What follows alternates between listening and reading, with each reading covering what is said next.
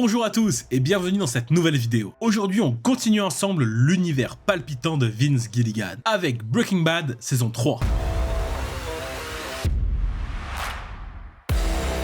Et je vous rappelle que si vous aimez l'univers, n'oubliez pas de nous rejoindre sur Instagram car je publie des anecdotes de tournage croustillantes. Souvenez-vous, Tuco est mort, Walt a laissé mourir Jane pour récupérer son coéquipier. Et ils avaient commencé à travailler avec Gus Fring. Allez, générique et c'est parti.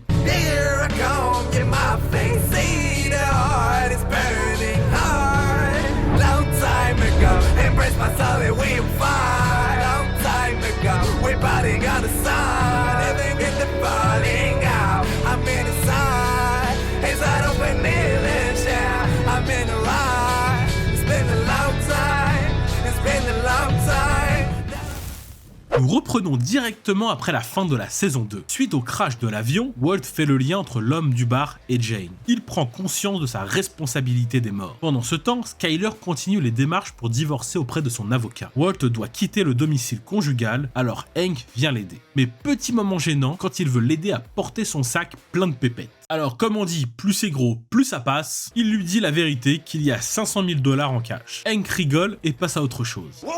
Non, porte pas, je m'en occupe. Y'a quoi là-dedans? Des briques? $1,5 million en cash. Ouais, t'as de l'humour. Son fils, Junior, vit très mal le divorce alors que son père est malade. Jesse, lui, est toujours au centre de désintox. Skyler rend visite à Walt à son appartement et lui demande s'ils peuvent parler. S'appuyant sur sa relation avec Jesse, elle déduit que Walt a payé son traitement médical avec la drogue. Choquée par tout ce qu'elle a découvert, Walt l'admet. Refusant d'entendre ses justifications, Skyler promet de ne rien dire à Hank ou à d'autres, seulement s'il accorde le divorce et reste à l'écart de la famille. Je suis fabricant, Skyler, pas dealer. Après avoir récupéré Jesse à la sortie de sa cure, ils ont une petite discussion sur le bien et le mal. Walt se rend à Los Pollos Hermanos et rencontre Gus. Il lui dit que malgré son respect pour lui, il a décidé d'arrêter de cuisiner. En réponse, Gus propose à Walt 3 millions de $ pour 3 mois de travail. Mais Walt refuse, affirmant que sa famille compte plus pour lui que l'argent qu'il peut gagner. Nous découvrons les fameux cousins Salamanca. Et ils n'ont pas l'air super commodes.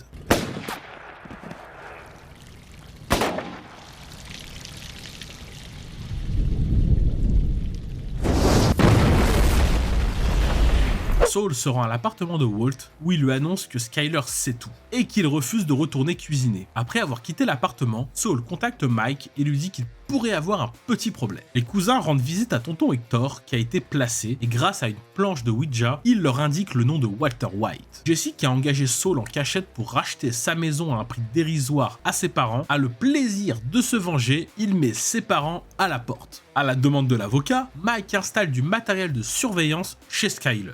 Walt arrive à la maison à son tour, mais découvre qu'elle a changé les serrures. Mike, qui l'observe et le voyant entrer par effraction dans sa maison par le vide sanitaire, retourne à sa voiture. Cependant, il aperçoit une autre voiture s'arrêter juste devant la maison. Ce sont les cousins. Ils débarquent, hache à la main, et entrent. Mike passe un rapide coup de fil à Victor, l'assistant de Gus, qui lui chuchote à l'oreille. Ils sont dans une blanchisserie industrielle. Et les cousins quittent les lieux comme par magie. Walt n'a aucune idée de ce qui vient de se passer. Ils vont chercher leur oncle et se rendent à une rencontre avec Gus et Bolsa. Ils savent pour Walt et veulent sa tête. Cependant, Gus leur demande de patienter jusqu'à ce qu'il termine ses affaires avec Walt. En privé, Bolsa avertit Gus de mettre fin rapidement à ses affaires avec Walt, sous peine de perdre le soutien du cartel. Hank est surpris quand il entend que le cristal bleu est de retour sur le marché, lui qui pensait avoir coffré Heisenberg. Mais pas du tout, souvenez-vous, il s'était fait berner par Saul. Jesse, lui, n'arrive pas à convaincre Walt de cuisiner à nouveau, alors il le fait seul. Et il se débrouille plutôt bien le bougre. Un échange avec Victor est organisé, mais il lui donne uniquement la moitié de la somme, lui faisant comprendre que l'autre moitié est pour Walt.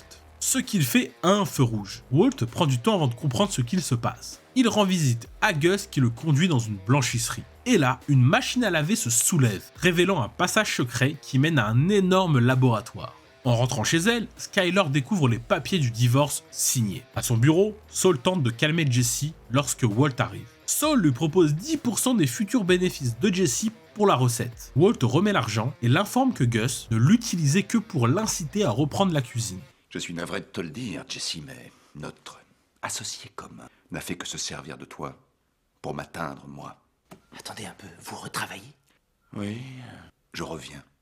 tu dégages. Hank, qui enquête toujours sur Heisenberg du coup, arrive à remonter la trace du camping-car, le menant à la mer de Combo où en fouillant sa chambre, découvre une photo avec Jessie. Walt, qui a repris la cuisine dans le laboratoire de Gus, fait connaissance avec Gale, son nouvel assistant fourni par Gus pour remplacer Jessie. Il parle d'un poème écrit par un certain Walt Whiteman. Hank, qui est en planque devant chez Jessie, attend qu'il bouge. Il appelle Walt pour lui expliquer sa théorie de laboratoire mobile avec le camping-car. Donc là, Walt capte que son beau-frère se rapproche fortement de Jessie. Il l'appelle Saul et lui dit que Hank est au courant pour le camping-car, qu'il est couvert de preuves donc ils doivent le détruire. À la casse, Jessie débarque sans savoir qu'il est suivi par Hank. Il frappe à la porte, ils font genre qu'il y a personne et est sauvé par le gong quand le proprio de la casse débarque. Mais il refuse de partir, alors Walt appelle Saul pour le sortir de ce bourbier. Francesca, sa secrétaire, appelle Hank se faisant passer pour une collègue, lui disant que Marie a été impliquée dans un accident de voiture et qu'elle est transportée par avion vers un hôpital. Hank en panique, lorsqu'il arrive à l'hôpital, il se rend compte qu'il a été trompé lorsque Marie, bien vivante, l'appelle sur son téléphone pour planifier le dîner. De retour à la casse, c'est trop tard, le camping-car est détruit. En pleine réunion avec les Salamanca, Gus réitère qu'ils doivent laisser Walt tranquille. Ils savent qu'il a trahi Tuco, mais également que c'est la DEA qui a appuyé sur la gâchette. Malgré l'interdiction de toucher à la police et que c'est sur le territoire de Gus, il leur donne l'autorisation de fumer Hank. Au labo, Walt vire clairement Gale et demande à Gus de reprendre Jessie. On retrouve Hank en fin de shopping au centre commercial quand il reçoit un appel où une voix chelou l'avertit que 2 hommes vont venir d'ici 1 minute. Hank commence à paniquer. La minute écoulée, un des cousins lui tire dessus. En tant que bon flic, il fout sa voiture en marche arrière qui en fume un. Le deuxième foudroie la voiture grièvement blessée. Hank arrive à sortir, il récupère le flingue de l'autre cousin et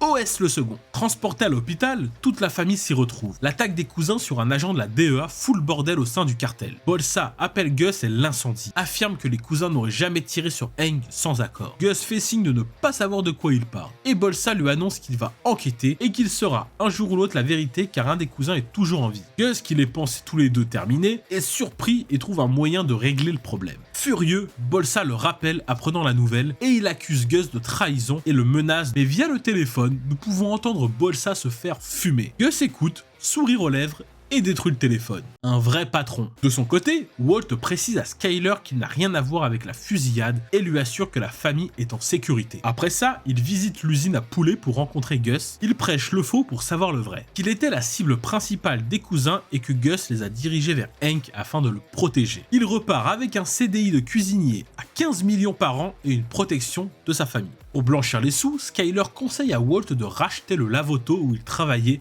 en saison 1. Et elle se propose même d'y travailler. Walt s'oppose mais elle le recadre en disant qu'elle est déjà impliquée dans cette histoire. Et qu'au passage, elle n'a pas signé les papiers du divorce car les personnes mariées ne peuvent pas être obligées de témoigner contre leur conjoint. Jessie, qui a retrouvé la trace des tueurs de son pote Combo, est à 2 doigts de faire une connerie. Mais Walt débarque en voiture et fume pour la première fois un type de sang-froid. Après ça, Gus a vraiment plus aucune confiance en Jessie. Il veut carrément le fumer. Mais Walt s'y oppose, lui indiquant que Jessie a quitté le territoire. Donc Gus fait revenir Gale comme assistant au labo. Walt n'est pas bête, il sait très bien qu'il est là pour apprendre la recette et qu'une fois que ça sera fait, Gus le fumera. Il essaye de trouver un plan avec Jessie et Saul afin de s'occuper de Gale. Sur le chemin, il tombe sur Victor qui demande de le suivre, supposant un problème au labo. Voyant Mike derrière, il comprend qu'ils sont là pour le fumer. Pour sauver sa vie, il propose de balancer Jessie. Il doit organiser un rendez-vous. Alors devant eux, il appelle Jessie, mais à la place de donner rendez-vous, il donne l'ordre de fumer Gale lui-même.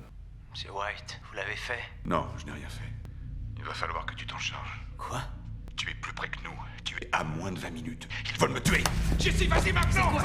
Jessie coupe l'appel et se met en direction. Les deux reconnaissent l'adresse et captent ce qui va se passer. Victor part immédiatement intercepter Jessie pendant que Mike téléphone à Gale, mais en vain. Alors qu'il se sert une tasse de thé, Gale entend frapper à sa porte d'entrée. Il répond, c'est Jessie, et la pointe sur sa tête. Gale implore la survie. Jessie, les larmes aux yeux, tire à contre-cœur.